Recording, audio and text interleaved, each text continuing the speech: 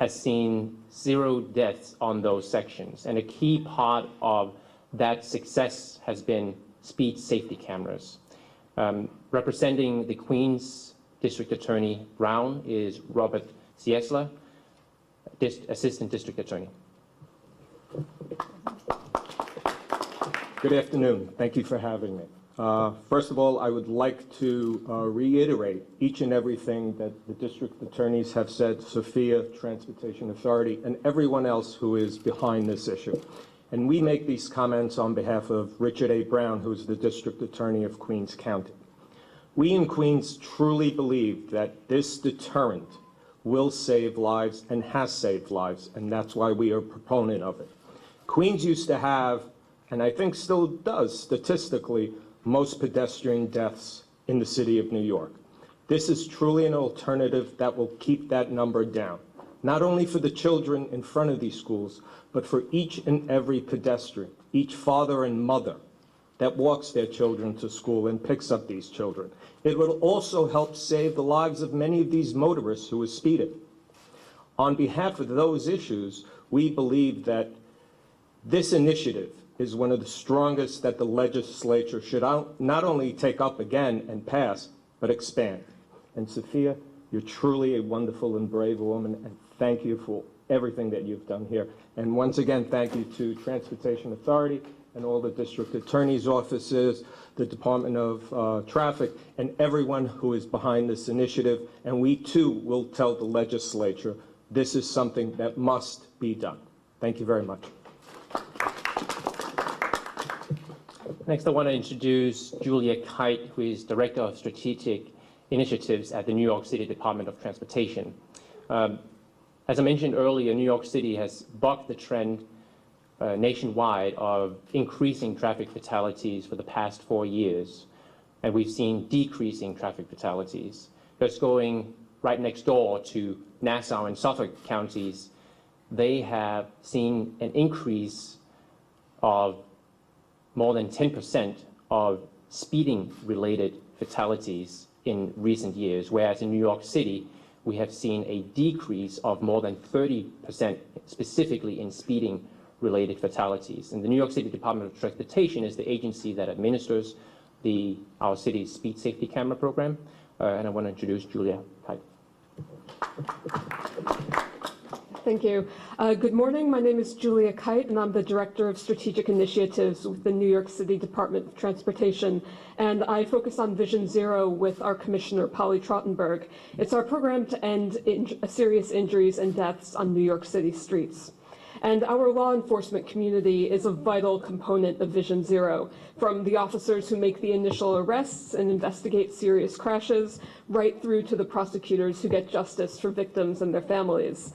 Their jobs are complex, but our city could not have had such encouraging progress toward our Vision Zero goals without them. So I would like to thank all of them who are here today. Last week, I stood with the physicians and surgeons of New York City's hospitals as they discussed the brutal realities they face trying to save the lives of crash victims. And law enforcement witnesses the same horrible scenes over and over again. And the staff of our district attorney's offices take on the duty of deciding the consequences for the perpetrators of vehicular crime. As in medicine, a major component of law enforcement is prevention. Everyone benefits more if a speed-related crash is prevented from happening rather than if a victim is seriously injured or worse. Speed cameras have a remarkable deterrent effect.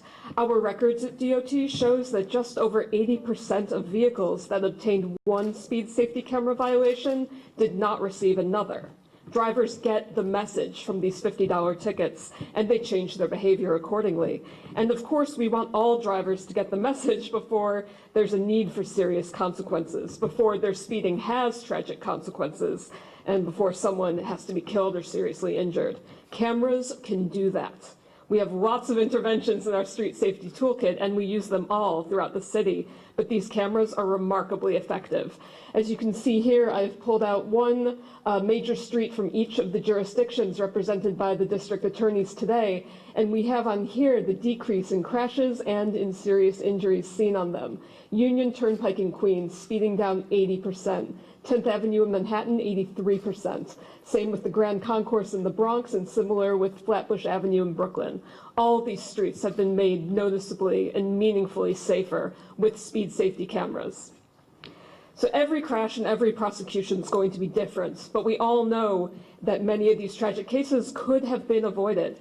And I'm certain that every reckless driver who is prosecuted following a fatal crash would do anything to turn back time and make different decisions that would have spared them having to live with the knowledge of what they did to someone's child, someone's parent, someone's friend. So a $50 speed camera violation is a very low price for that kind of opportunity. The new school year begins September 5th. And there's still time for our lawmakers to do the right thing, the practical thing for New York, and to reconvene the Senate to pass the bill S6046C. On behalf of the Department of Transportation, I ask them to please choose prevention now over punishment later. Thank you. Thank you, Julia. I really want to recognize again the unprecedented gathering today of our city's top law enforcement officials around this issue. I want to thank the DOT, I want to thank Sophia, Families for Safe Streets, and the district attorneys that are here today. The message is, come September 5th, do not leave our city and school children without the life-saving protection of speed safety cameras.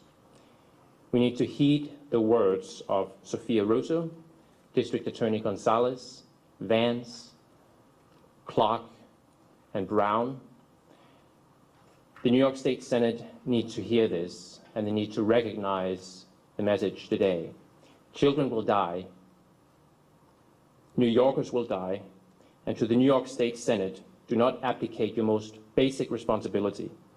Senator Flanagan needs to reconvene the state Senate before September 5th and bring this bill to a vote. So thank you all very much, and we're happy to take questions. Yeah. So the governor says that the state Senate can reconvene itself to deal with this bill. Addressing the district attorneys, please.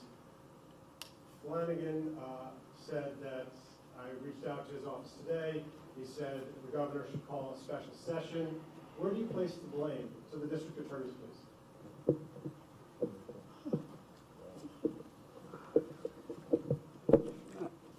I think the governor needs to work with the president of the Senate, Senator Flanagan, to make this happen. So rather than ascribing blame to the senator or to members of the executive branch, I think they both know what is at stake. And it's been said by my colleagues and by Sophia. Lives will be saved if they do this. Lives will be lost if they do not. So I think to both the head of our executive branch and the head of the Senate, let's not dicker around with excuses. Let's come back at a special session, get this done once and for all, and then we will all be safer. And I pray that they do that. Yes, I would say this is not about politics, this is about safety, and that's first and foremost. So I would ask all those that are responsible for getting this done to do it before September 5th. The district attorneys, what can you do in your position to make this happen? Is there any tools you have in your toolkit that you can use? You know, for myself in Brooklyn, I've taken on the task of phoning and speaking to my elected officials in my jurisdiction to tell them why I am strongly encouraging them to vote for this. And I can tell you, at least in Brooklyn, that there is widespread support for this legislation, not just in the Assembly, but in the Senate. And I think that if this gets called to a vote, you'll see that the people in Brooklyn are going to support this legislation. Is everyone else out there represented? I've spoken to mine, and the Bronx is fully supportive of it. And I believe the representatives in Manhattan will be, have been, and should be. As well in Queens. Any other questions? Darcel, do you understand why we are at this spot here? And if the majority of the senators, Democrat and Republican, are supposedly for this, then why are we stuck in this kind of? Yeah, I mean, Darcel, Cy, Eric, any of you. I can't speak as to why. I know we're ready to do our part. We just, it's about safety. That's all I can say. And I would hope that, calmer heads will prevail and people will see through the politics and know that safety is a priority. Children are a priority, and it just has to get done. I read an article recently. It seemed as if the president of the Senate was saying that the governor wasn't fully communicating on the issue in a timely way. It doesn't really matter. This is, as Darcel has said, it doesn't matter who thinks who should be responsible for this. They both are responsible. And it's that simple. And there are times, and I think New York government has done it many, many times, where people just, it's not about who is going to win the news cycle. It's about how are they going to make sure that the residents of New York City win. And if they do that, the good politics will flow for both of them. And if I could just add, stripping away the politics, the New York State Assembly passed the speed safety camera bill twice this session, once as a standalone bill and once in connection with other components, other provisions that were passed. The state Senate, despite the fact that there are 35 co-sponsors, did not bring it to a vote. So I want to add that to it. For the entire group, I believe it was the Senate that proposed an alternate plan that would put stop signs at every intersection around the schools as a means of replacing or supplementing, I guess, or actually replacing the speed cams. Is that a plan that you would find adequate? And if not, why?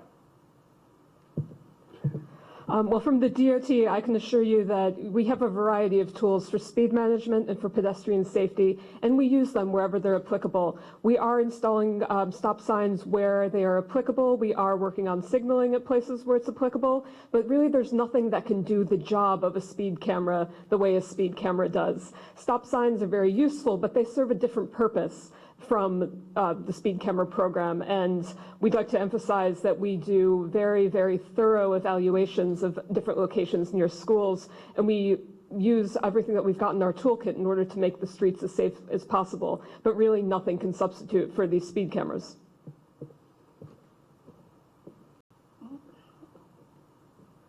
Any other questions? All right. Thank you very much. Good job. Nice to meet you. Thank you for coming. Get everyone gathered for some photos. Okay, let's have the DAs together.